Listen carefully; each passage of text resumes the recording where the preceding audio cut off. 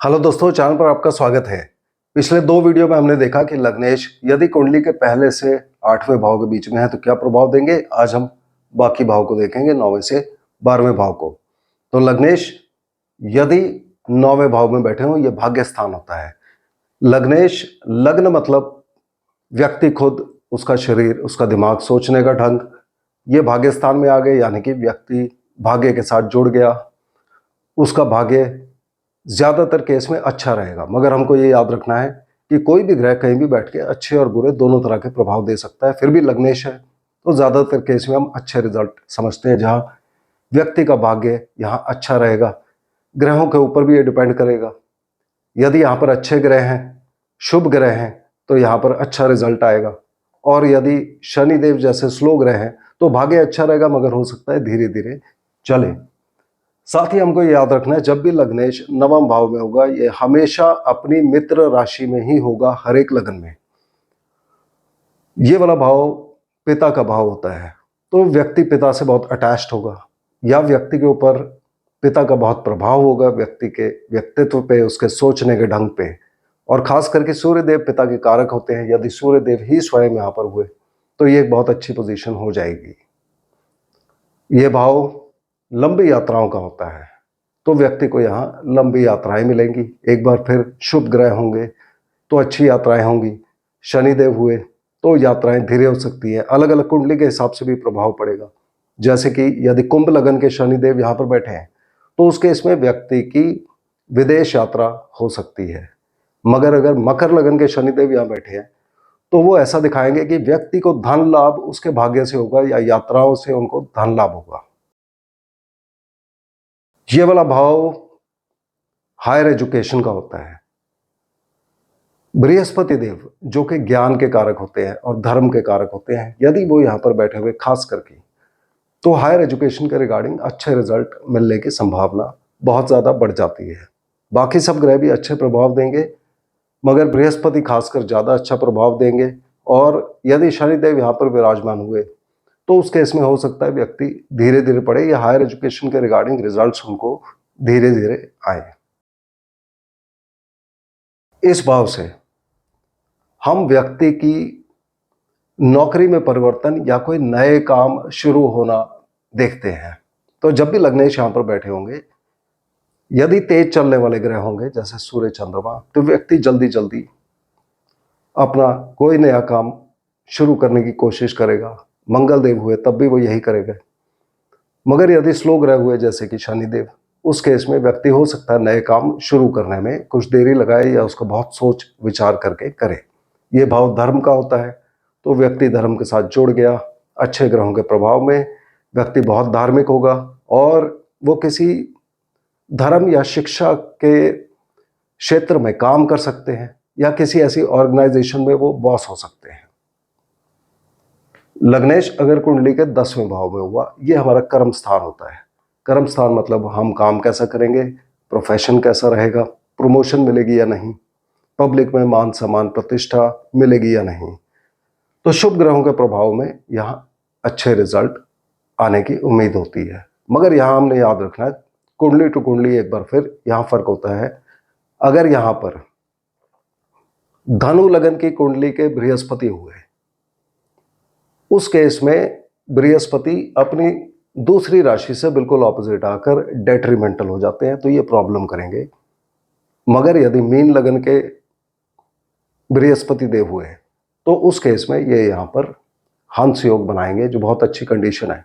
मगर फिर भी हमको ये याद रखना है कि बृहस्पति देव यदि अकेले यहाँ पर बैठे होंगे तो व्यक्ति को बहुत चालाक और चौकन्ना रहना चाहिए। जितना व्यक्ति शराफत से रहेगा या दूसरों की नेकी करने की कोशिश करेगा, तो नेकी कर कुएं में डाल वाली बात हो जाती है। तो व्यक्ति को इस केस में अगर बृहस्पति यहाँ अकेले हैं तो बहुत चालाक रहना चाहिए। उसी तरह से मिथुन लगन के बुध देवता यहाँ पर डेट्रीमेंटल हो जाएंगे, मगर कन्या लगन के बुध देवता यहाँ पर बैठकर एक बार फिर एक पंच महापुरुष योग, जिसको भद्र योग बोलते हैं, वो बनाएंगे। तो कुंडली टू कुंडली भी इसका फर्क पड़ेगा। आपने एक चीज और याद रखनी है कि लग्नेश यदि यहाँ पर बैठे हो और उनके साथ उनके कोई शत्रु हो, जैसे यदि सूर्य हैं तो सूर्य के साथ शनि बैठे हैं, या चंद्रमा के साथ राहु शनि केतु बैठे हैं, तो उस केस में 2 या 2 से अधिक शत्रु ग्रह जब यहां पर बैठे होंगे तो वो व्यक्ति के प्रोफेशन में प्रॉब्लम करते हैं। तो उस केस में कुंडली चेक कराकर उपाय करा लेना चाहिए। लग्नेश जब कुंडली के 11वें भाव में बैठे होंगे, 11वां भाव लाभ स्थान होता है, एक तरह से कुंडली का सबसे अच्छा भाव होता है।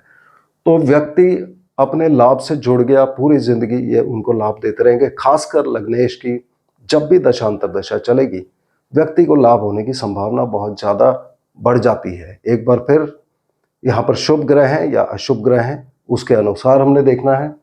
और ये वाला घर हमारे दोस्तों का होता है, दूसरे लोग हमें कितना प्यार करेंगे उस चीज का घर होता है। तो यहां से देखकर हम ये अंदाजा लगा सकते हैं कि हमें किस तरह का व्यक्ति ज्यादा प्यार करेगा, ज्यादा पसंद करेगा या ज्यादा हमको सपोर्ट करेगा और हेल्प करेगा।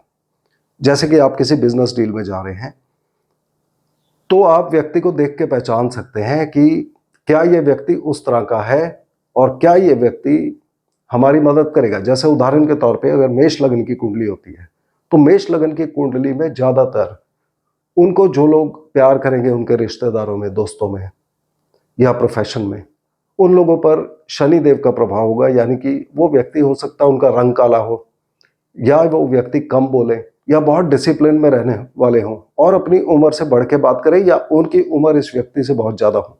इसी तरह से बाकी सब ग्रहों का प्रभाव यहां से देखा जाता है और ये बहुत इंपॉर्टेंट होता है। साथ ही लग्नेश जब 11वें भाव में बैठे होंगे तो व्यक्ति किसी ना किसी चैरिटेबल ऑर्गेनाइजेशन में, वेलफेयर ऑर्गेनाइजेशन में जुड़ जाएंगे। लग्नेश अगर कुंडली के 12वें भाव में बैठे हैं, 12वां भाव विदेश का भाव होता है, खर्चे का भाव होता है, कमजोरी, हॉस्पिटल, जेल, पागलखाना, ये वाला भाव मोक्ष स्थान भी कहा जाता है। मगर इसको समझने के लिए हमें यह समझना है कि ये भाव, जब हम विदेश भाव बोलते हैं, उसका मतलब यह है कि व्यक्ति अपनी फैमिलियर एनवायरनमेंट से, जहां वो हम नॉर्मली रहते हैं, उससे दूर हो गए। यानी कि जब कोई व्यक्ति विदेश जाता है तो वो दूर हो जाता है, तो विदेश यात्रा, विदेश सेटलमेंट की संभावना या बहुत ज्यादा बढ़ जाती है। इसके साथ ही व्यक्ति जब हॉस्पिटल में काम करने लगे या ऐसी जगहों पर जहां पर वो नॉर्मल पब्लिक को कम मिलते हैं, या व्यक्ति हॉस्पिटलाइज हो जाए, दोनों केस में व्यक्ति नॉर्मल एनवायरनमेंट से दूर हो जाता है। उसी तरह से ये जेल, पागलखाना भी दिखाता है। तो व्यक्ति अच्छे प्रभाव में इन सब जगहों पे काम कर सकते हैं और खराब प्रभाव में इन सब जगहों पर भर्ती हो सकते हैं। साथ ही जब हम नींद में होते हैं, सो रहे होते हैं, तो हम बाहर की दुनिया से एक तरह से दूर हो जाते हैं। तो ये वाला भाव व्यक्ति की नींद भी दिखाएगा। अच्छे या बुरे कैसे यहाँ पर ग्रह होंगे वो ये दिखाएंगे कि व्यक्ति को रात को नींद मिलेगी या उसका स्लीप पैटर्न डिस्टर्ब रहेगा। उसी तरह से जब हम मेडिटेशन करते हैं तो भी हम अपनी फैमिलियर एनवायरनमेंट से दूर हो जाते हैं। तो यहाँ व्यक्ति मेडिटेशन में जुड़ सकता है, मेडिटेशन करने से उनको फायदा होगा। ये वाला भाव खर्चे का भी है। तो यहाँ व्यक्ति, चूंकि लग्नेश बैठे हैं, तो व्यक्ति खुद खर्चा करेगा या खुद उसको कमजोरी की फीलिंग होगी या खुद उसको लगेगा कि उसके जो भी प्रयत्न हैं वो सफल नहीं हो रहे हैं। और एक बार फिर खर्चा ग्रहों के अनुसार, यदि 7वें ग्रह होंगे, शुभ ग्रह होंगे, सूर्यदेव, चंद्रमा होंगे, तो व्यक्ति अच्छी चीजों पे खर्चा करेगा। यदि शनिदेव हुए तो हो सकता है व्यक्ति गलत चीजों पे खर्चा करे। ये वाला भाव कमजोरी का भी होता है। तो व्यक्ति को हमेशा लगेगा कि उसके शरीर में कुछ कमजोरी है, वो बार बार लगेगा उनको कि बीमार हो रहे हैं, और हो सकता है कि वो बार बार हॉस्पिटल की तरफ भागे यदि इसका प्रभाव बहुत खराब आ रहा है। तो इस तरह से हमें कुंडली में सभी ग्रहों के प्रभाव देखने चाहिए। मुझे उम्मीद है कि आपको ये सीरीज पसंद आई होगी। अगले वीडियो में फिर मिलते हैं, तब तक के लिए धन्यवाद।